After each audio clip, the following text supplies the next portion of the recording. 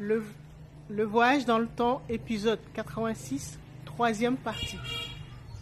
Dans le dernier épisode qu'on avait consacré au chakra numéro 2, le chakra sacré, je vous ai raconté comment j'avais rencontré une des nombreuses versions de Maître Djeouti-Tot, le dieu égyptien de la connaissance et de la sagesse.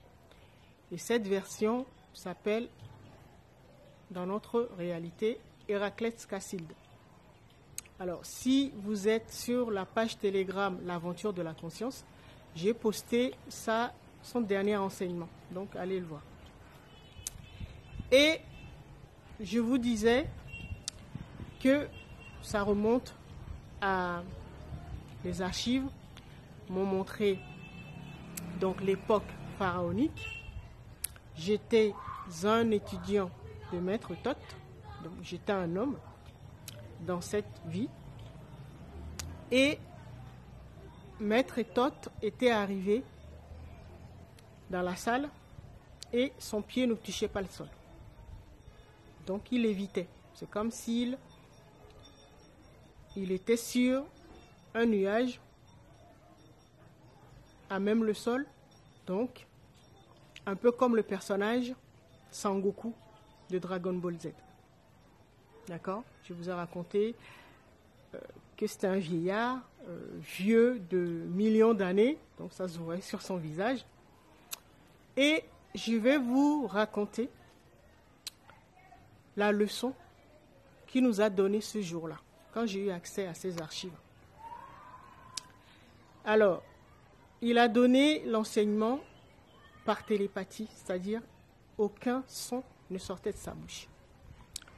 Il a dessiné au tableau un cercle avec un point au milieu du cercle, donc le centre. D'accord? Et donc la leçon voulait dire, en résumé, il a beaucoup insisté sur le centre du cercle.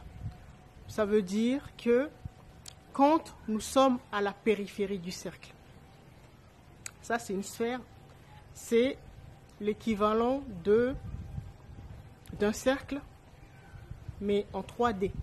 D'accord? Et donc la périphérie, c'est le contour. Alors quand nous nous trouvons à la périphérie du cercle, c'est là que nous rejouons des vies. Donc nous avons plusieurs incarnations. D'accord? Et quand nous réussissons à revenir au centre du point, ce qu'on appelle le centre de pouvoir, nous redevenons l'observateur avec une vision 360 degrés de notre expérience. Et donc, quand on redevient un observateur, donc une divinité, on n'a plus besoin d'être soumis à la dure loi de la dualité, c'est-à-dire la 3D, où pour comprendre quelque chose ou pour connaître quelque chose, nous sommes obligés de passer par son opposé. C'est-à-dire, si vous voulez savoir ce que c'est que la guérison, vous êtes obligé de tomber malade. D'accord? Ça, ce sont les différentes expériences. C'est ça qui représente la périphérie du cercle. Et quand les divinités, donc, les personnes qui ont réussi à redevenir souverains, n'ont plus besoin de faire ça. Donc, si vous voulez savoir ce que c'est que la guérison, vous regardez une personne autour de vous qui est en train de faire l'expérience de la maladie. Et comme ça, vous saurez. C'est ça, redevenir un observateur. Ce qui est super dans l'organisation ou dans une sphère, c'est qu'il n'y a pas de centre. Dans une sphère, il n'y a pas de centre. Pourquoi? Parce que tous les points représentent le centre de la sphère. Là, j'ai pris le soin, j'espère que vous voyez bien, j'ai pris le soin de mettre des petits points sur cette sphère, cette balle, pour vous illustrer en fait l'univers. L'univers ou le multivers, c'est-à-dire l'ensemble des univers. Et donc, voilà le multivers. Et donc, chaque point représente les différents univers qui se trouvent dans le multivers. D'accord? Alors, je vous dis ça pourquoi? Parce que nous-mêmes, nous incarnons un univers. Dans la deuxième partie, je vous disais que nous portons nos ancêtres à travers notre sang. Nous avons les mémoires de nos ancêtres. Et si nous allons dans l'infiniment petit, c'est-à-dire au niveau de nos cellules, c'est pour ça que j'aime bien appeler nos ancêtres nos cellules, et vous allez vous rendre compte qu'ils vivent, nos cellules, elles vivent vraiment comme nous. Elles se marient, elles se déplacent, elles font tout vraiment comme nous. D'accord? Et sur un territoire, il y a plusieurs niveaux, plusieurs dimensions. Vous savez qu'il existe 28 dimensions et chaque dimension comporte 13 sous-dimensions. Ça veut dire que là, je suis au Togo. Nous habitons tous au Togo, mais nous ne vivons pas dans le même univers ou dans la même réalité. Donc, il y a certaines personnes qui sont dans le Togo de la 3e dimension, d'autres qui sont dans le Togo de la 12e dimension, et ainsi de suite. D'accord? Et en fait, pour dire quoi? Pour dire que s'il n'y a pas de centre dans l'univers et que tous les points représentent le point, le centre, ça veut dire que vous, en tant qu'univers, vous êtes le centre du multivers. Ça veut dire que vous êtes l'autorité suprême. Autorité suprême veut dire qu'il n'y a personne au-dessus de vous. Vous êtes le créateur du multivers. En fait, vous êtes dans votre délire.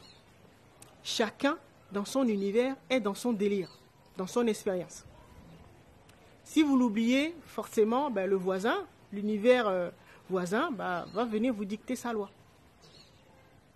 C'est ce que nous avons oublié. Et donc, la transmission d'aujourd'hui, c'est pour que vous vous en rappeliez. C'est vrai que certains parmi vous, votre subconscient va bugger un peu parce que c'est quelque chose de nouveau. Enregistrez la vidéo, regardez-la plusieurs fois s'il le faut, pour que ça puisse s'intégrer. D'accord? Alors, comme on avait vu que le subconscient, c'est le corps, donc nous, sachez également que la bonne nouvelle, c'est que le subconscient, c'est-à-dire notre double quantique qui crée notre réalité, peut se programmer. Se programmer, pourquoi? Parce que vous allez vite vous rendre compte, quand vous allez intégrer que vous êtes l'autorité suprême, donc en fait vous menez votre vie, votre expérience comme vous voulez, vous allez vous rendre compte que la première chose à mettre en place, c'est votre protection. D'accord?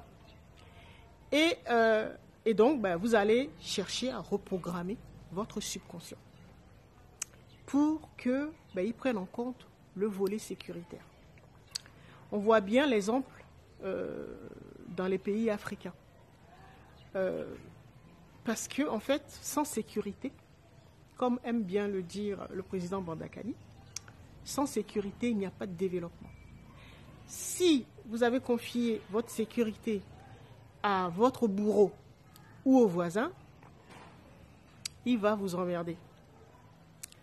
Parce que vous êtes un univers, vous devez protéger votre richesse. Votre richesse, déjà votre énergie, et toute votre boîte noire, donc vos archives, donc vos ancêtres. C'est ce que vous devez protéger. Et dans un pays, les cellules, les ancêtres, c'est ce qu'on appelle la population. Donc, vous devez apprendre à devenir un bon leader, celui qui s'occupe et prend bien soin, qui protège et prend soin de sa population, de cellules, donc de ses ancêtres, de ses richesses, si vous voulez vous épanouir et vous développer. C'est ce qu'ont fait les pays de l'AES.